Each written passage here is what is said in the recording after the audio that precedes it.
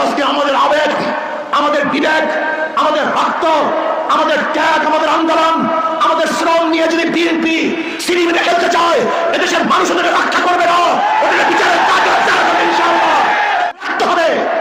Awami League, BNP এদের মধ্যে কোনো পার্থক্য নেই। সব ক্ষমতার বদল, সব ক্ষমতার বদল, সব টাকা জালেম, অত্যাচারী, দুর্নীতিবাজ।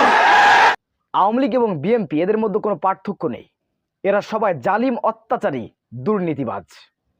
এমনই কথা বলে গর্জে উঠেছেন চরমোনাই পীরের দ্বিতীয় পীর ফয়জুল করিম। আমরা বিস্তারিত ফয়জুল করিমের মুখ থেকে জেনে আসবো।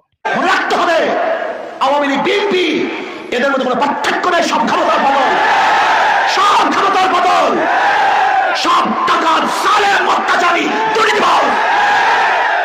আজকে বিএনপির বক্তব্য শুনলে আশ্চর্য হয়ে যায়। আজকে বিএনপির বক্তব্য দেখলে বিবিকে ধারা দেয়। জীবনের মায়া ত্যাগ করে রাস্তায় ঝাঁপ দিয়ে বলেছিলাম, জানি না সে রাস্তা থেকে ফিরতে পারবো কি পারবো না। আজকে আমাদের আবেগ, আমাদের বিবেক, আমাদের রক্ত, আমাদের ত্যাগ, আমাদের আন্দোলন, আমাদের শ্রম নিয়ে যদি বিএনপি সিনেমিনে খেলতে চায়, এদেশের মানুষ ওদেরকে রক্ষা করবে না, ওদেরকে বিচারের ইনশাআল্লাহ। আজকে আমরা কি দেখেছি, যে ফ্যাসিস্টের বিরুদ্ধে এদেশের মানুষ আন্দোলন করেছে, সংগ্রাম করেছে, সে চোর এবং টাকা খুনিদের সাথে চিহ্নিত একটা রাজনৈতিক দল হাত মিলিয়ে এদেশের শহীদদের সাথে গাদ্দারি করতেছে, এদেশের রাষ্ট্রের সাথে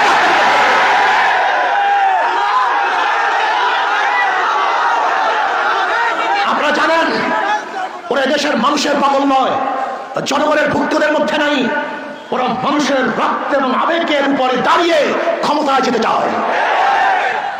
আমাদের রক্ত, আমাদের লাশকে ওরা ক্ষমতার সিঁড়ি হিসেবে ব্যবহার করতে চায়। মনে রাখতে হবে আওয়ামী লীগ, বিএনপি এদের মধ্যে কোনো পার্থক্য নেই। সব ক্ষমতার বদল, সব ক্ষমতার বদল, সব টাকা জালেম, অত্যাচারী, দুর্নীতিবাজ। আজকে বিএনপির বক্তব্য শুনলে আশ্চর্য হয়ে যায়।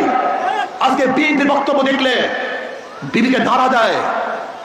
জীবনের মায়া ত্যাগ করে রাস্তায় ঝাঁপ দিয়ে বলেছিলাম, জানি না সে রাস্তা থেকে ফিরতে পারবো কি পারবো না।